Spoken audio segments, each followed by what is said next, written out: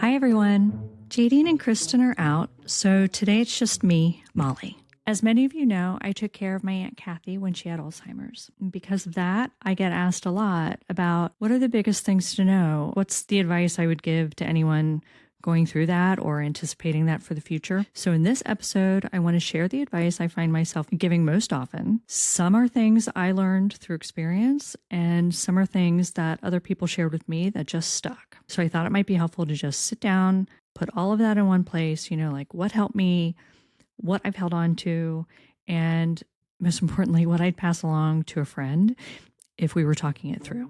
So here we go. The first one is a really big one. It's meet them where they are. And I think this is a good one because it doesn't just apply to dementia. It applies to getting older too.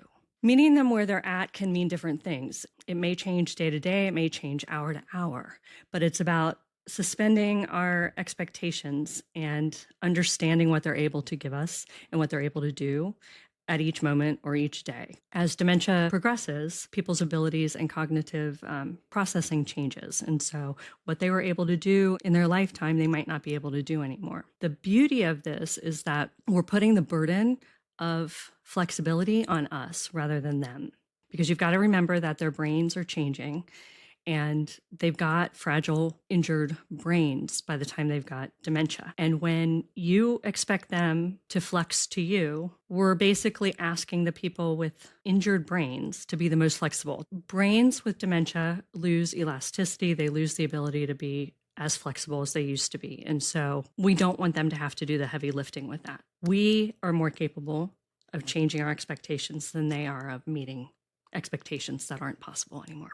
If we can adjust to them, life will be a lot easier. Quality of life will go up.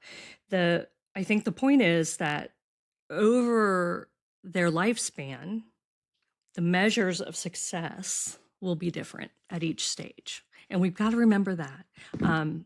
This is particularly true with dementia, but I think it applies everywhere. It's just meet them where they are. So meet them where they are. Lose expectations. Everything will be a lot easier if you do that. The second thing that I usually tell people is decrease stressors. That's a really big one.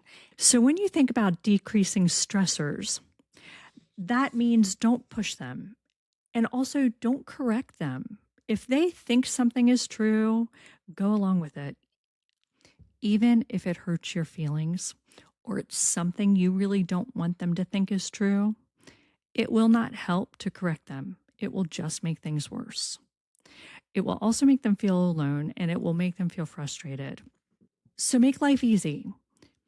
And the magic of decreasing stressors is that you will decrease their frustration, and you will make them feel safe, and you will make them feel successful. And that, along with feeling loved, is a magic combination. So consider one of your main jobs to be decreasing their stress level. Go along with things. Don't make them feel like they gave a wrong answer. And something that I learned from Aunt Cathy's doctors is that once they have dementia and you think about their brain is already damaged and it's fragile, stressors can then damage an already fragile brain and cause permanent damage. And so when we think of stressors, we think, okay, they're not that big of a deal. It's not a killer, right? I mean, you just get over it. Wrong. When dementia's coming into play, it can be detrimental because it can cause permanent damage. And so just making sure that your primary goal is to decrease their stress level was a really important thing that I learned from the doctor. And it colored my care from a day-to-day perspective, right? So it meant that when she was no longer able to navigate the stairs, I didn't push it. It wasn't worth it. That also means arguing. Whether you're arguing with the person or whether they're hearing arguments, tension is stress. It also means perceived stress. It may not be a stressful situation for you, but if you're observing a reaction from them that indicates that they're stressed, that means back off. I found that to be really helpful, and understanding that also made a huge difference for us. Another big one is to be in the moment. So this one was a hard one for me. I will not say that it came naturally. Planning is a big part of caregiving. And that means you have to look ahead and you have to research and you have to do all those things. And my natural inclination is to research and know as much as I can so that I can be prepared. But while that's important, simultaneously, there's this art that you have to practice of also being present and being in the present moment and just dealing with what's in front of you. So that for me was a big mind shift that I had to keep in mind. And when I did that, my peace grew exponentially. I found that looking ahead in some of these instances, while it was necessary for a moment, I had to leave it because it was kind of a thief, if you will. You know, it stole my peace because I was worried. As things get worse, you're juggling both of those things at the same. You have to hold both of those things at the same time, and learning how to do that, and when to dedicate brain power to the future and when to just mindfully be present. If you, it's not easy, but if you can do it, it makes life so much easier and it makes your time together so much more precious. Being in the present and being in the moment. When I was able to do that, which was hard, but when I was able to do that, it was when I had the most peace. My next piece of advice is join them. And that can mean, from a practical standpoint, in activities. You know, the doctors told us that when cognition is declining, what did he say? He said individuality breeds failure and togetherness breeds success. And I think what he meant was they start to lose the ability to self-direct. And so joining them in eating, joining them in walking to the bathroom, joining them in sitting down on the toilet. You know, sometimes I would bring a chair next to the toilet and just sit down with Aunt Cathy when she needed to go to the bathroom, but join them, because it's a lot easier for a fragile brain to copy what you're doing than to understand words. And so joining them was really important, but it also means join them in their reality too.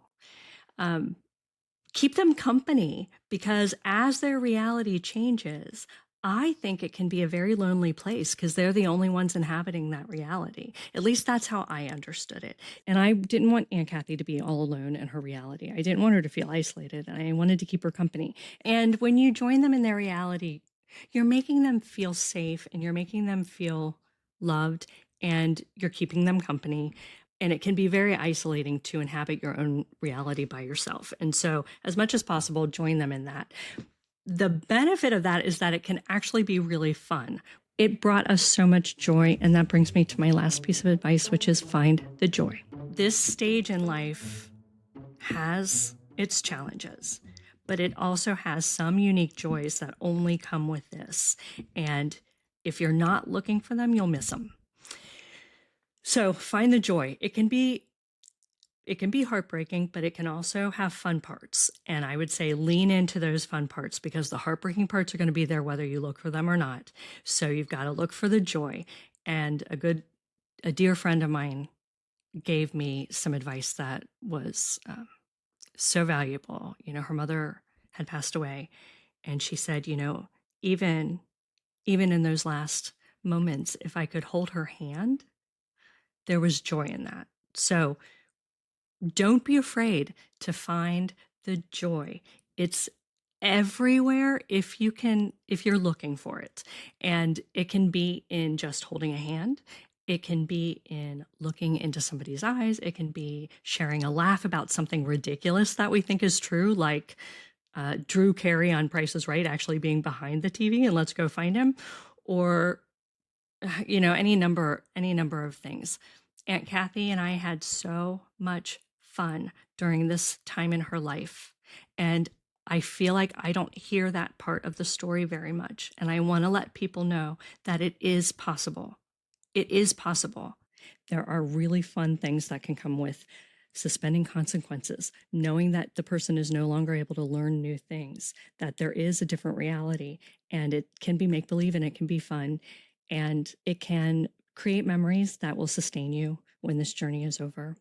I had so much fun with Aunt Cathy, and it was truly because Alzheimer's allowed us to spoil her. You know, once we got the terminal diagnosis, it was really important to me that we make the most of every moment.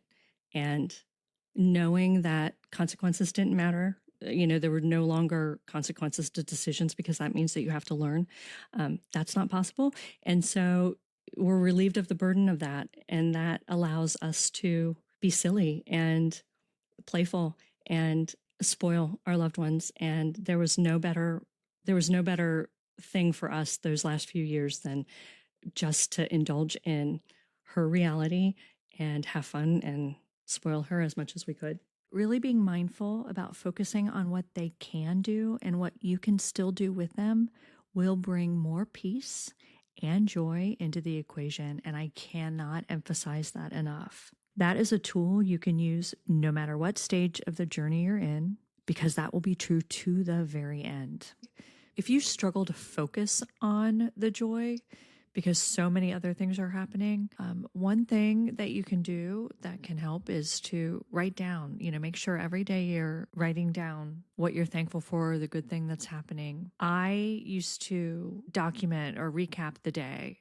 So at the end of the night, it was when I was in bed after Cathy had fallen asleep, I would really quickly in a Google document, just recap the day. And I would include everything because I didn't know what was going to be important and what wasn't. And in that, I would always reflect on the thing I was grateful for that day. Sometimes it was lots of things. You know, we had fun, we sang, we danced. Sometimes it was just, I got to hold her hand. You know, some days towards the end, I was just thankful that she woke up. But a friend of mine actually took that idea a little bit further, and I think it's a great idea for anyone out there who might be struggling with this. She actually included that in the daily chart. So I don't know if any of you guys do this, but I did. I had a daily chart where I kept track of the medicine and, you know, changing or feeding or any of the important stuff that I needed to track. And this friend of mine used to do that as well, but she included a column where she made sure to note something good that happened that day too. So she was, in fact, you know, cueing the staff to do the same thing. Like, think of something that was good that happened today and document it. And that, I think something as simple as that helps you focus on the joy. And it also helps you get perspective so that when you're drowning in the struggle, there's something to hold on to. There will be something that they still can do, whether that's open their eyes or wake up or hold your hand or even at the end, breathe, you know, or you can touch their cheek and it's warm. Even in the end, those are things that you can still do with them and that there can be joy in. Also, the caregiving aspect brings its own special gifts. I loved the special bonding that came with caring for Cathy during Alzheimer's, but it starts with recognizing that as an opportunity. It was so intimate. I mean, not only was I doing for her, but I was having to think for her too. And it really was so beautifully bonding. And it's something that I will cherish, you know, forever. And I would say for all of these pieces of advice, none of it requires special equipment. None of it requires money. None of it requires special training, but it all requires a mind shift. And that's not always easy when we're under the gun and crisis is hitting. So take a breath. And if we can reframe it so that you are finding the joy, being in the moment, meeting them where they're at, decreasing stressors, and joining them in their activities and their reality, I find that those were the things that made a difference in our quality of life and in Cathy's last few years. You know, I was determined to make the most out of the time we had left. Once we got that terminal diagnosis, which dementia is, we still had time to make her life fun. And I don't think any of them are unique to Aunt Cathy. I think that they can be applied not only to all of our loved ones, but even to our parents or our spouses or anyone else who we love who's going through difficult times. And I don't really think there are any downsides to these tips. Like they don't have side effects. Now, obviously, there is a lot more that can be said on each one of those topics individually. And, let us know if you'd like us to do that in future episodes. But for today, that's it from a really quick, high-level overview. And listen, if you know someone else who might be struggling with this, please share resources like this with them. Because sometimes knowing you're not alone is enough to make a difference. Okay, well, thanks for listening. And until next time, remember, you've got this. And you're not alone either.